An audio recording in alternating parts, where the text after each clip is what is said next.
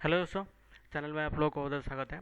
और आज इस वीडियो में मैं आप लोगों को गुड न्यूज़ देने वाला हूं जो एचडीएफसी को लेके कि जो भी भाइयों ने एचडीएफसी बैंक को अप्लाई किया था वो फिलहाल चेक कर लीजिए अपना अपना जो आईडी एक्टिव हो चुका होगा, क्योंकि अभी बहुत सारी वेली का जितने भी अप्लाई किए थे लगभग बहुत सी वेली का जो एचडीएफसी का बीसी पॉइंट है वो एक्टिव किया गया है। उसका डैशबोर्ड मैं आप लोगों को दिखा देना चाहता हूँ और उसके क्या क्या आप लोगों को मिलेगा वहाँ पे, क्या क्या चीज़ें सर्विस आप लोग प्रोवाइड करेंगे कस्टमर को, और जितने भी चीज़ें हैं उसके बारे में मैं आप लोगों को इस वीडियो में बताने वाला हूँ। तो इसलिए वीडियो को शुरू से आखिर तक देखते रहिए।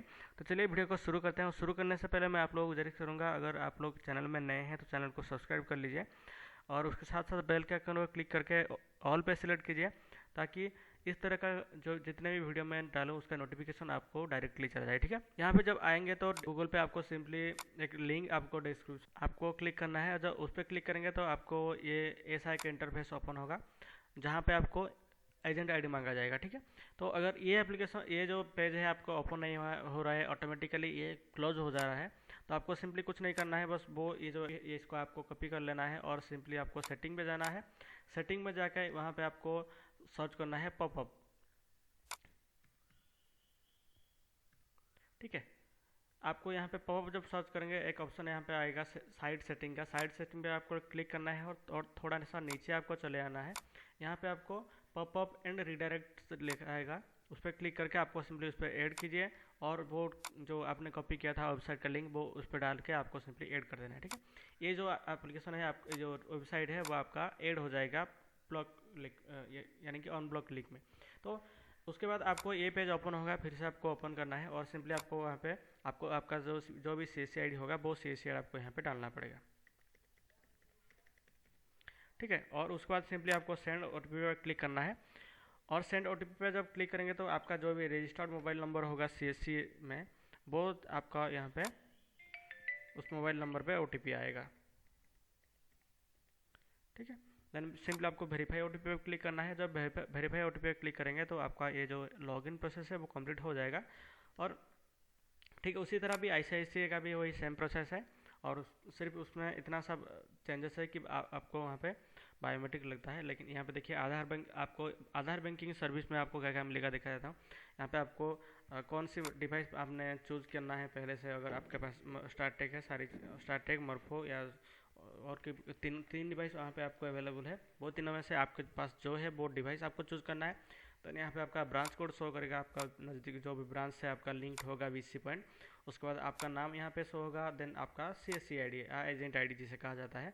और इसमें आपको सेपरेटली केओ कोड नहीं मिलेगा, क्योंकि वही एजेंट ID ही आपका जो CSC ID होगा वही ही केओ कोड होगा, इस पर आपको कोई भी वेरिएंट नहीं का। ठीक है, तो यहाँ पे आपको देखिए आधार बैंकिंग सर्विस में आपको बैलेंस इंक्वायरी मिल जाएगा, डिपॉजिट मिल जाएगा, fund transfer, mini statement, withdrawal, आपको यहाँ पे ये 5 सर्विस में। तो बैलेंस इंक्वायरी में आपको दो ऑप्शन यहाँ पे दिया गया है, एक है ऑन ऑन ऑस और दूसरा है ऑफ ऑस। ऑन ऑस ऑफ ऑस क्या है?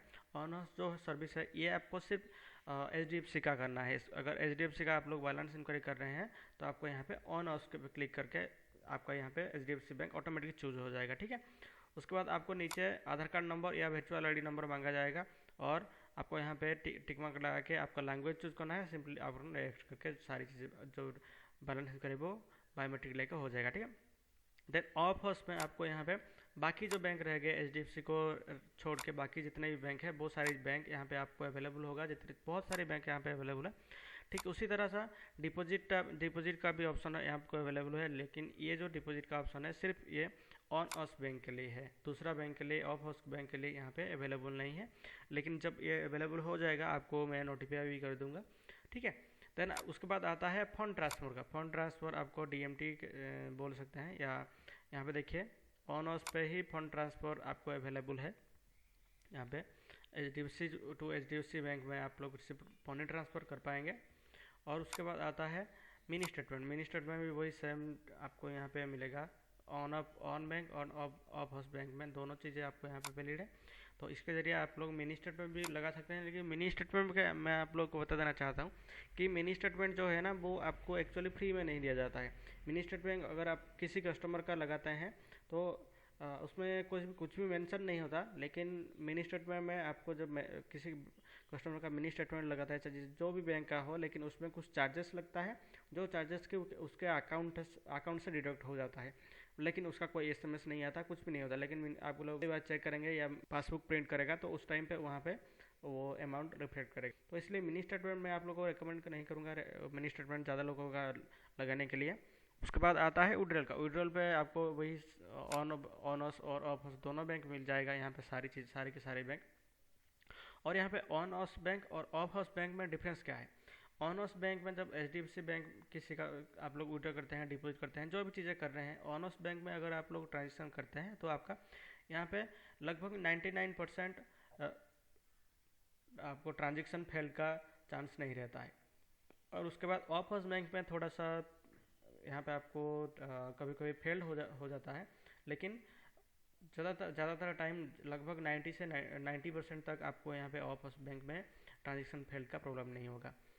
और उसके बाद आपको यहाँ पे एक गाइडलाइन मैं आप लोग को बता देना चाहता हूँ कि अगर आपका किसी भी कस्टमर का विड्रॉ करे या बैलेंस करे तो थोड़ी विड्रॉ करते हैं, तो मान लीजिए एक बार में आपको ट्रांजेक्शन फेल लिखा आया, फिर से कस्टमर चाहेगा कि उसका अगर नहीं हो रहा तो दोबारा ट्राई करने के लिए, लेकिन आपको उसे मना करना है, क्योंकि अभी अभी क्या हो रहा है, एक बार आप लोग अगर विड्रॉ करते हैं, लगाते हैं किसी का, तो अगर आपका जो फेल हो जाता है, लेकिन दूसरा बार ट्राई करेंगे तो अगर मान लो सक्सेस हो गया, लेकिन कभी कभी ये होता है कि फेल भी हो जाएगा, उसके बाद उनके अकाउंट पे भी वो जो अमाउंट है वो डिडक्ट हो जाता है, ठीक है। तो इसलिए और उसके बाद आपको यहाँ पे रिकॉर्ड मेंटेन करना है विड्रॉ डिपॉजिट का, क्योंकि कभी कभी फेल होता है या कुछ भी चीज़ें होती है तो आपको परेशानी नहीं होगी।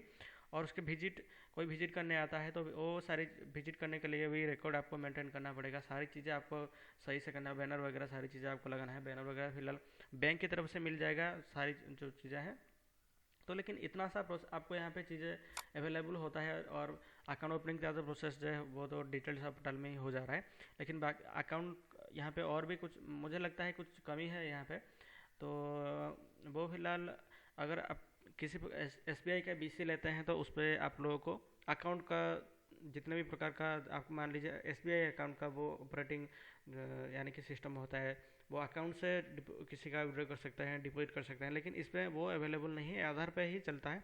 लेकिन हो जाए ये बाद में सुधर जाएगा लगभग लगता है, क्योंकि अगर बाकी का जो सीएसपी है उसमें क्या होता है, वो अकाउंट डायरेक्टली अकाउंट नंबर या सीआईएफ नंबर डाल के वहाँ पे विड्रॉ कर सकते हैं, डिपॉजिट कर सकते हैं, क्योंकि आधार पे भी आपको एक मंथ में लगभग 4-5 APS ही कर पाएंगे, लेकिन बाकी अगर अकाउंट में वो डायरेक्ट करते हैं तो उस पर आपको कोई भी लिमिट नहीं रहता है, ठीक है। तो ये थोड़ा मुझे प्रॉब्लम लगता है, लेकिन बाद में हो सकता है ये सुधर जाएगा। तो इसमें आप लोगों को इतना सा प्रोसेस है, अगर आप लोगों को कोई भी परेशानी हो रही है, कुछ भी चीज़ें जानने में आप लोग परेशानी हो रही है, आरडी सर्विस और इंस्टॉलेशन प्रोसेस में आप लोगों को अगले वीडियो में डाल दूंगा। तो इतना सा प्रोसेस है इसमें, तो बाकी चीज़ों को भी मैं आप लोगों को ब्रीफली बता दूंगा अगले वीडियो में। तो चलिए आज के लिए उतना ही, धन्यवाद।